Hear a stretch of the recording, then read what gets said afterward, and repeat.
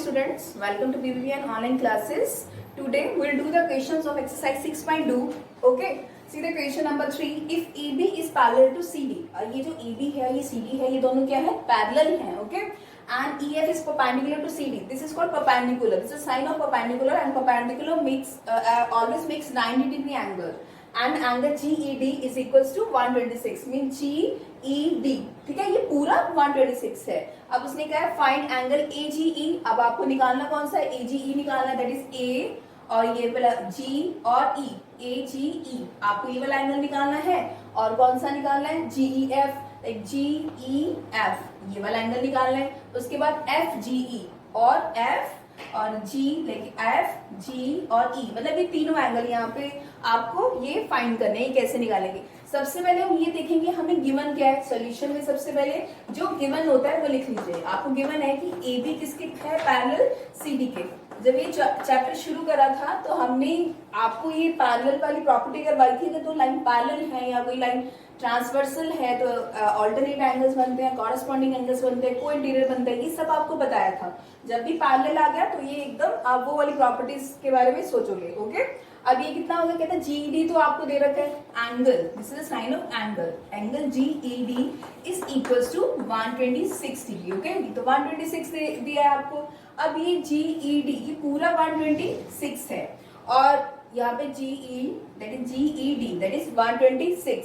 अब उसने क्या कहा है निकालने के लिए, सबसे पहले उसने कहा आपको AGE निकालिए. अब देखिए AG दैट इज AG और E ये निकालने के लिए सुनो, ये वाला एंगल और GED ये दोनों इक्वल होंगे. अब ये देखो ये Z शेप बन रहा है. जब AB पैरेलल किसकी है, CD के पैरेलल है, तो ये वाला एंगल इतना इतना एंगल और ये जो एंगल है ये वाला एंगल ये दोनों इक्वल होंगे. क्यों होंगे, ये ऑल्टरनेट इंटीरियर एंगल बनाते हैं. तो आप ऐसे लिख सकते हो angle AGE is equals to angle GED. Okay, angle GED is equals to 126 degree. क्यों हुआ, क्योंकि ये ऑल्टरनेट एंगल बनाते हैं, alternate interior angles. Okay, this is alternate interior angles. ये तो ऑल्टरनेट एंगल हो गया. अब उसके बाद पहले तो आपने एंगल निकाल दिया, AGE आपने फाइंड कर दिया. अब उसने कहा कि GEF निकालिए. ठीक है, दैट इज GEF ये एंगल निकालिए. अगर मैं ये बात करूं GED किसकी इक्वल है, एंगल GED किसकी इक्वल है, तो आप ये बोलोगे ना angle GEF plus angle FED इन दोनों के सम के इक्वल है. तो यहाँ पे क्या लिख देंगे, FED. ओके, अब ये कितना हुआ, GED कितना दे रखा है आपको, दैट इज 126. ओके, GED कितना दे रखा है 126. यहाँ वैल्यू पुट कर दीजिए. और GEF ये आपको नहीं पता है, ये तो फाइंड करना आपको. तो यहाँ पे कितना देख लीजिए, यहाँ पे GEF एज इट इज लिख दीजिए. ठीक है, GED 126 है, ये याद रखना आप. उसके बाद FED दैट इज FED ये 90 डिग्री का एंगल बना रहा है. यहाँ पे 90 डिग्री लिख दीजिए क्योंकि उसने ये कहा है कि यहाँ पे FE is perpendicular to CD. यहाँ पे लिख दो FE is perpendicular to CD.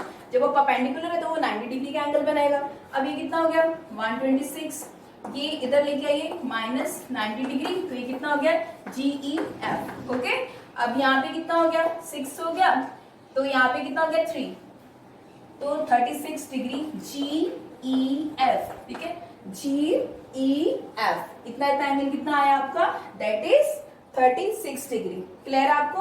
अब उसने क्या बात करी है, ये पूरा दे रखा था 126 GED. अब ये कितना हो गया GEF, इतना इतना एंगल आपको पता चल गया ये कितना है, दैट इज ये कितना हुआ 36 डिग्री. अब हमें कौन सा एंगल निकालना है, फाइंड करना है FGE. आपको ये करना है F और यहाँ पे कितना है G और E, मतलब ये वाला एंगल फाइंड करना है. मैं ये करने के लिए अगर मैं ये तीनों एंगल्स को, ओके, क्योंकि मेरे पास ये एंगल मिल गया, मेरे को ये एंगल मुझे पता है 90 डिग्री है. अगर ये मैं एंगल फाइंड कर लूं फिर ऑल्टरनेट इंटीरियर एंगल से मैं बता दूंगी जो एंगल ये होगा वही एंगल ये होगा ना, Z शेप का. अब ये यहाँ पे 3 एंगल बन रहे हैं. ठीक है, तो अगर मैं ये दे दूं GEC, यहाँ पे लिख देते हो angle GEC plus angle GEF plus angle GEF plus angle FED. Okay, plus angle D, इन तीनों का सम कितना है 180 डिग्री है। यहाँ पे लिख दीजिए लीनियर, यहाँ पे स्ट्रेट लाइन लिख दीजिए यहाँ पे, ओके स्ट्रेट लाइन। अब उसके बाद तीनों का सम तो 180 डिग्री हुआ। आपका GEC निकालना, आपको GEC ये नहीं पता है, यहाँ पे GEC एज इट इज लिख दीजिए, और GEF दैट इज GEF ये अभी आपने फाइंड करा दैट इज 36 डिग्री, यहाँ पे वैल्यू पुट कर दीजिए।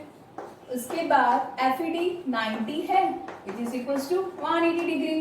तो GEC कैसे निकालेंगे हम, इन दोनों को ऐड कर देंगे that is 126 degree is equals to 180 degree. तो GED कितना हो गया 180 minus 126 degree which is equals to, ये कितना हो गया 4 और ये कितना हो गया 7 में से 2 गए दैट इज 5, 54 डिग्री।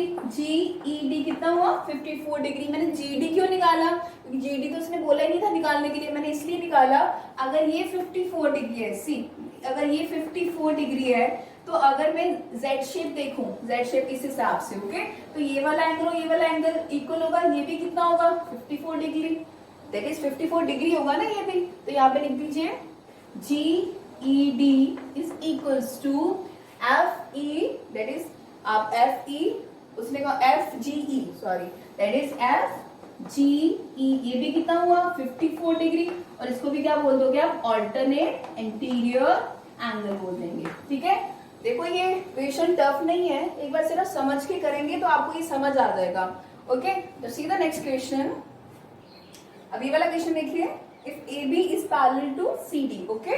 अब फिर पैरेलल की बात आ गई, फिर क्या माइंड में रखना है alternate angle, coincident angles, consecutive, ये सारा आपको माइंड में रखना है जब भी पैरेलल की बात आ जाती है। तो उसने कहा PRD 127 डिग्री है, लाइक PRD एक्सटीरियर एंगल, ये ट्राइंगल है, देखो ये ट्राइंगल है, अगर मैं ये बाहर को लाइन प्रोड्यूस कर देती हूँ, ये जो एंगल बनता है ये क्या बनता है एक्सटीरियर एंगल, ओके। तो एक्सटीरियर एंगल किसके इक्वल होता है, इन दोनों एंगल्स के सम के। सपोज दैट ये 1 है, ये 2 है, या सपोज दैट 4 है, तो मैं बोलूँ कि angle 4 is equals to angle 1 plus angle 2, exterior angle property, okay.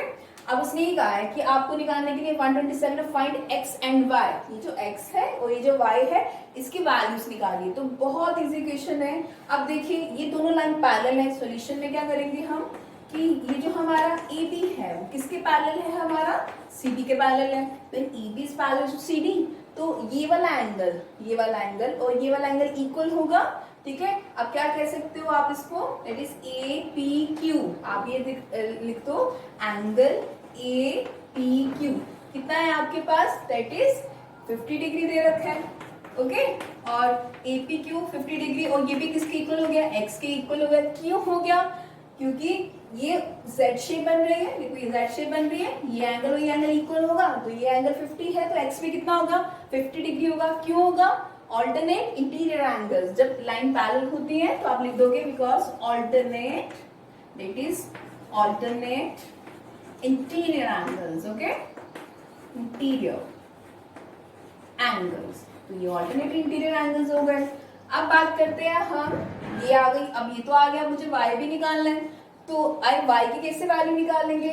अगर मैं अभी मैंने बताया कि अगर एक्सटीरियर एंगल प्रॉपर्टी क्या होती है, ये वाला एंगल इन दोनों ऑपोजिट एंगल्स के सम के इक्वल होता है।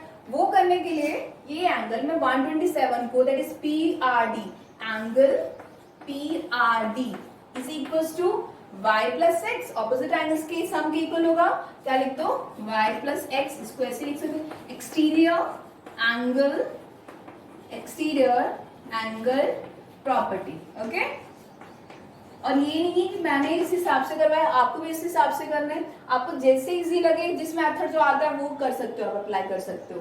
अब ये PRD तो आपको गिवन है दैट इज 127 डिग्री, x की वैल्यू जस्ट अभी आपने निकाली है और y की नहीं पता है, और x की वैल्यू कितनी निकाली है आपने 50 डिग्री निकाली है। अब ये क्या है, इसको ट्रांसपोज कर लीजिए, ये कितना आया 50 degree which is equal to y। अब ये कितना हो गया 7 और ये कितना हो गया 77 डिग्री हो गया। y की वैल्यू कितनी हो गई 77 डिग्री। आपने x की वैल्यू कितनी आती है आपकी, x की वैल्यू कितनी आई है आपकी दैट इज 50 डिग्री, और y की वैल्यू कितनी आ गई 77 डिग्री। बस आपको ये